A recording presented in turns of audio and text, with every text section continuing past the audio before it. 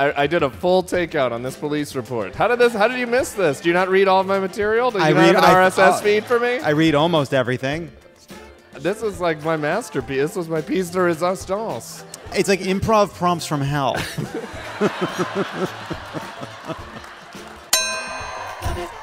Please welcome to the stage, friend of the pod, and secretly my best friend in the entire world, gay former Republican category. It's the Bulwark's Tim Miller. We're friends? Yeah, we're friends. Buddy, we're friends.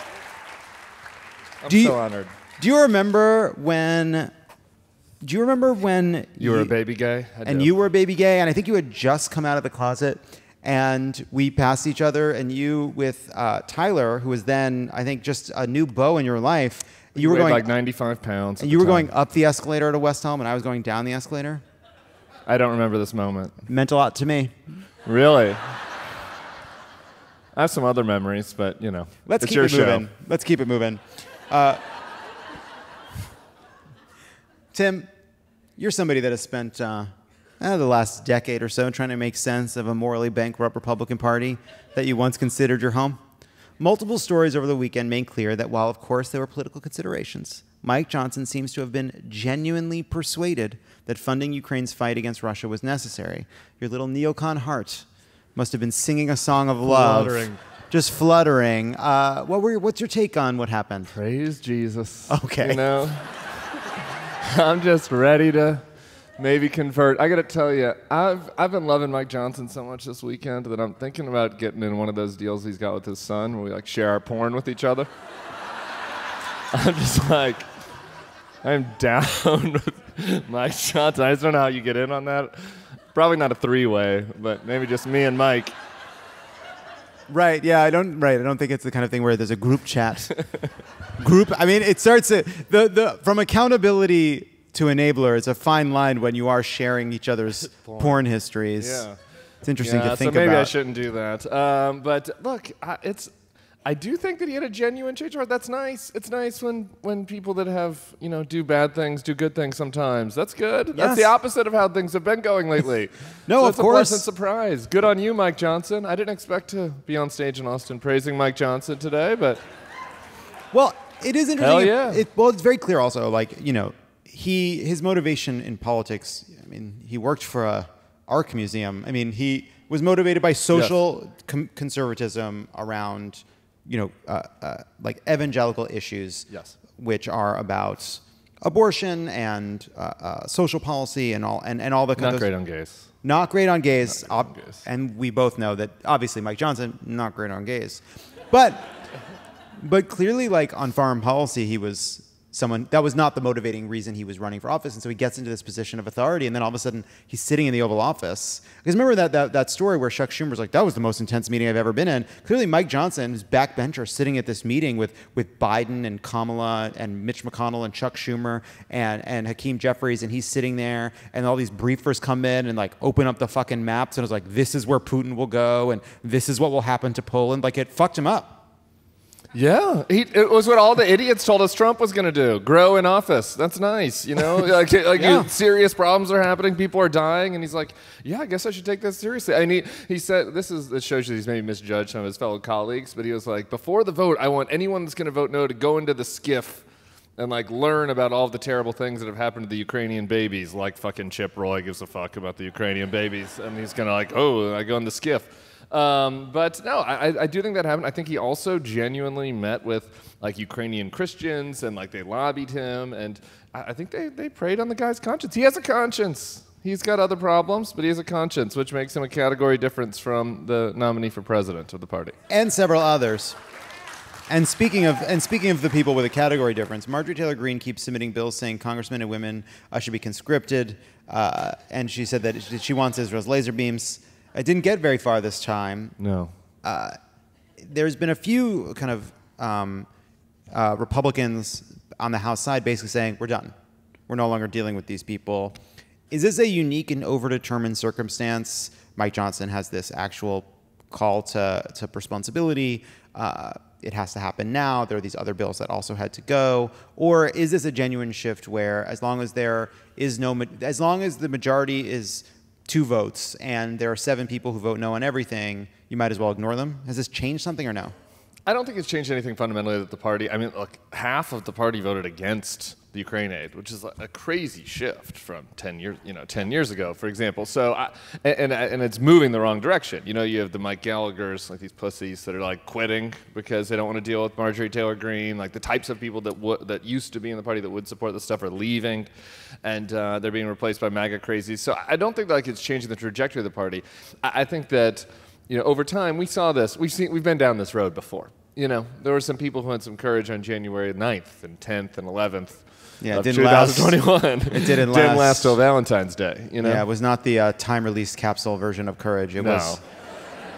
If it's the kind of courage that you're waking up in the middle of the night, you get it. But I do think there's something. But I was out late last night. I'm doing my best. I do think it's funny.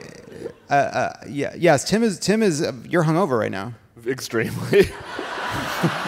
I agreed to this, and I'm going to tell you, I looked at my calendar. Me and Jon Lovett are having brunch in West Hollywood, as people do if they're homosexual. And he was like, do you want to do the show in Austin? It's on April 21st. I grabbed my calendar. I was like, oh, yeah, I'm open that day. And then a couple days later, I looked at my calendar for April 20th, and I was like, oh, I'm hosting a party on April 20th evening in another city. Hell yeah, you are. So I was at the gay bar till 2:30 a.m. last night in New Orleans. And now I'm here with you right now, giving you really incisive takes. Great takes. Top 10 takes. But a little slower than usual. South Dakota Governor Kristi Noem. Now, she was asked about South Dakota's abortion ban. It's a trigger law that went into effect. It has no exceptions for rape or incest. And here's what she said about it. Do you think there should be exceptions for rape and incest, for example? And I think that every state's going to look different. That's what's different, Dana, is that I've constantly looked, and we rely in South Dakota on the fact that I'm pro-life, and we have a law that says that there is an exception for the life of the mother. And I just don't believe a tragedy should perpetuate another tragedy. So this clip is in the context of Donald Trump saying basically he's pretty fucking worried that he's going to lose this thing on abortion. And he's been telling people when he's looking into his VP list, like, where are they on abortion? He's worried about this, what it means for the ticket. Did she just take herself out? What do you think? You know, I never thought that Kristi Noem was in the VP list. There's been a lot of discussion of her. She had a couple problems. Now, Donald Trump doesn't actually care about policy. Have you heard about the Benihana? Have I heard about, you mean just the delicious morsels of shrimp? Oh. Corey Lewandowski is at a Benihana flirting with a woman, a Mormon woman who's married, who's like 7 children, who's a big Donald Trump supporter, aggressively flirting with her, drunkenly flirting with her, and Kristi Noem is also at the Benihana. It's like a fundraiser or something, and she's texting him under the table, like, Corey, behave, be nicer, and like, I mean, they're having like love texts under the table with Corey Lewandowski, and this is not vice presidential behavior, John. The most recent time I went to Benihana, I went alone in Las Vegas, as it was intended. That was the Benihana they were at. It was the Vegas Benihana. Was the Vegas that Benihana. Place is a dump. You have to.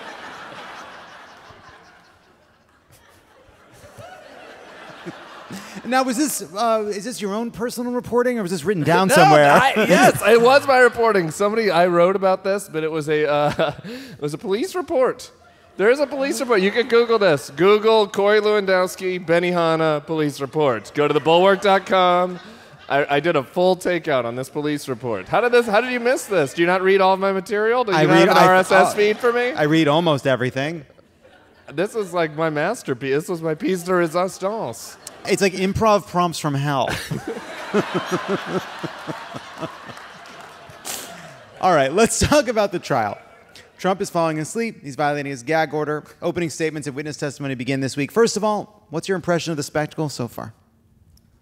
Don't think it's been great. I mean, for him, it's a trial. Yeah, he has to sit in court all day. He's getting chastised by the judge, farting. Right. So what's that's been the good kind about of political analysis I've been looking for. That's what you can't get that. You can't get that. Here's the thing. You need people that have been in. You need people that have been in the crucible, like Tim, someone who's been in it, to give you the analysis that I don't think is good. He's farting and falling asleep. I mean, I've never had a candidate I had to advise who has been in trial and farting in court. So I don't have a lot of experience to bring to the table here. I've had some candidates with some weaknesses. You know, they weren't that strong on the debate stage, for example. They're inconsistent on some policy matters. None of them farting their way through a criminal trial. No, I would say it is definitely, I would say, you know, on the SWOT analysis, it's definitely, it's a weakness for sure. It's a threat and it's a weakness. Now, there are people that would say it's an opportunity. I don't agree. I think it's a weakness and I think it's a threat. I'm sorry for spitting on you. It's okay. Now, in terms of the polling, people do find it sleazy and unethical, but of the many criminal cases Trump is facing, this is the least serious to people, and yet look at the polls overall. And yet, if just a sliver of independents and Republicans find this anathema and don't show up and vote, that's enough to keep the ice cream cones flowing, you know, in the White House. Yeah. So do you like, look, this may be the only trial we get. Hopefully there are others, but maybe this is the only one. Hopefully there are others. But if this is the only one, what do you hope we get out of this? I'm not that hopeful about the trial. I'm sorry to bring you guys down on a Sunday night. I will say it's like, you know, he's spending a lot of money on lawyers. And I think that there's like an opportunity cost that's being lost, you know, about like he isn't doing his like racist campaign rants in North Carolina, right? Like that would be more useful for him to be campaigning, depending, I guess, on what he was saying. Mixed bag. But, you know, it's not good to be in court instead of like actually trying to win, you know? And I think that there's a weakness about it. You know, I kind of wish there were cameras in the court. Oh, I ranted about this last week. I would kill for fucking cameras in this court. Get this nice. thing on television. Let's OJ this thing. Yeah. I want to see this every day. Lance Ito and, you know, the whole crew. I want it all on television. You know, I think on balance, obviously, he'd rather not be in court than be in court. Mm-hmm. But, like, I don't know. Is the Stormy Daniels thing going to be the thing that makes or breaks it with the like Dearborn crowd or the Wall Street Journal dad in the Atlanta suburbs? Like, probably not. Here's my feeling about this. The only hope I have, my little candle of hope, is that, you know, there's all this polling that's showed, right? That even when people that if Trump is convicted, that will mean they won't vote for him. And I don't believe them lying. fully. I know. I don't believe them either. But I do. My little hope is that we've been seeing Trump skate for a decade, and people have really internalized this idea that, oh, Trump just gets away with stuff. That's Trump. There's also a whole economy of people saying how terrible Trump is. That's Trump. Yeah. This is all the Trump chaos and swirl, but he's always the same, right? Like, that's just Trump. And they don't blame him for the pandemic. That was force of nature, whatever. And so Trump is Trump. He's crazy, but he's good at business, and that's that. But that people kind of want permission to be done with him. And that a conviction says, I don't have to think about this guy anymore. You know? Like, that's it. That's the law coming down. I'm out. I get to be out now. That sounds nice. Yeah. It's just my little hope. I don't think it's going to happen. Okay. I think that there are other things that he has other vulnerabilities, and I don't think it's good for him to be in court. And for him to be convicted, you know, I would really enjoy that. But I just don't. Okay. I'm not with you. Now, as we head into the fall, it is vice president season, as we discussed. It falls directly between duck season and wabbit season. Which is why we want to play a game with you called Simply the Best, in which you must blind rank some of the biggest Trump simps in the game. Oh, I get it. Keep in mind, you will only get one toady at a time. Will the next one be an even bigger lick spittle? This is gross. Yeah, no, it sucks. It sucks for sure. All right. Remember, you're going to rank these 5 from. Is Marco a poodle? Is Marco a labradoodle? Yeah, it looks like he's got looks like a curly coat. Looks like a hypoallergenic. All right. First up, Tim Scott. Let's play this simp moment. You're the senator of his state, and she endorsed me. You must really hate her. No, it's a shame. It's a shame. Uh-oh. I just love you. No, that's. Oh my God. Oh. Truly, that haunts my. It's the funniest part of that video is the Trump going, "Whoa." So relatable. The best he's ever been. Whoa. You know, you're just doing your thing, and then there's just like a Christian weirdo right fucking.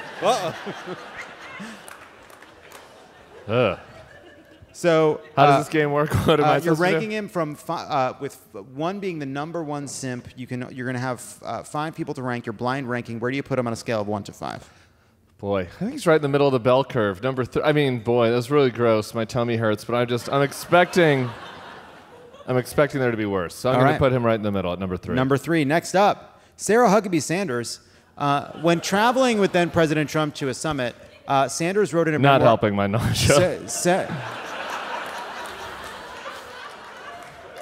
Sarah Huckabee Sanders wrote in her memoir that Kim Jong-un winked at her. Trump immediately began joking that she had to take one for the team. Well, Sarah, that settles it. You're going to North Korea and taking one for the team. Your husband and kids will miss you, but you'll be a hero to your country, presumably because she's the North Korean dictator's bride. Where is she on the simp list for you? This is 2 straight clips where you kind of humanized Trump, and I'm wondering if that's bad on you right now, Jon Lovett, because I mean, we got some undecideds there are people here out there laughing at Donald Trump's jokes at Sarah Huckabee Sanders' expense. Okay, we can't. I'm concerned about that. We have to sanitize the news. I don't think so. I don't believe in that. I don't believe in that. Nothing positive about Donald Trump. Sarah Huckabee Sanders. I'm going to put her wanting to sleep with Kim Jong-un for Donald Trump at number 2. Okay, number 2. Next up, we have Chris Sununu.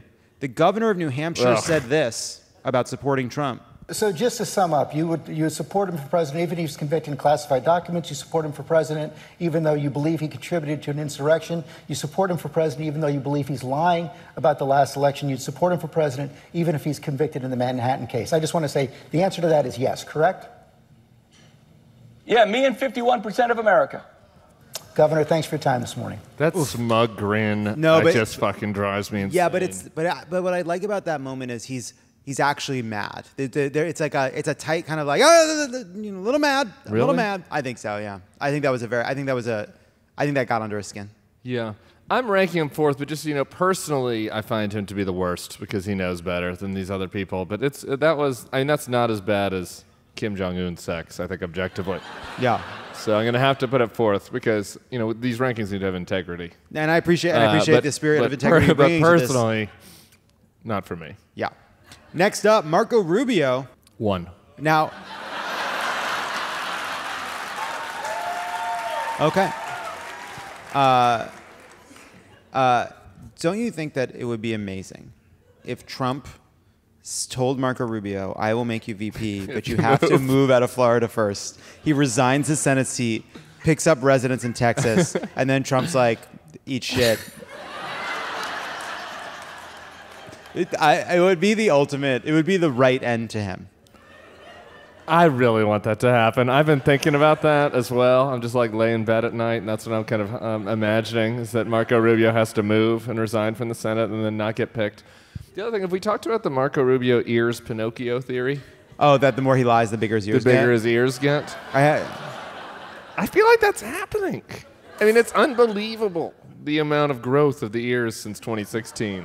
Yes. Well, listen, our noses, our ears, and other things always keep growing. They don't stop. And that's what other things are you talking about? I'm talking about the male balls. Oh, really? I'm talking about balls, Tim. That's making me uncomfortable. I was going to allow it to be subtext. I literally didn't know what you were talking about. Well, you'll know when you sit on them when you're 65. I can't look at you anymore. I'm just going to look at Marco's ears. Look at those things.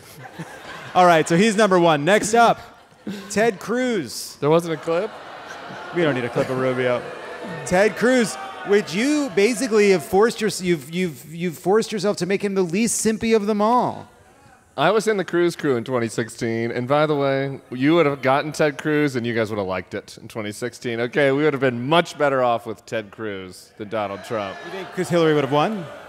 Hillary probably would have won, and even if she wouldn't have, there's nobody storming the Capitol waving Ted Cruz flags. Okay? So there would have been problems, but it would have been better. I was for Ted Cruz. I voted for this man right there, that guy. Yeah, there it is. Yeah, deal with it. Deal with it. That's what Tim is. That's the shame. It's complicated. It's complicated. It's not all just fuck Trump. There's other parts to it.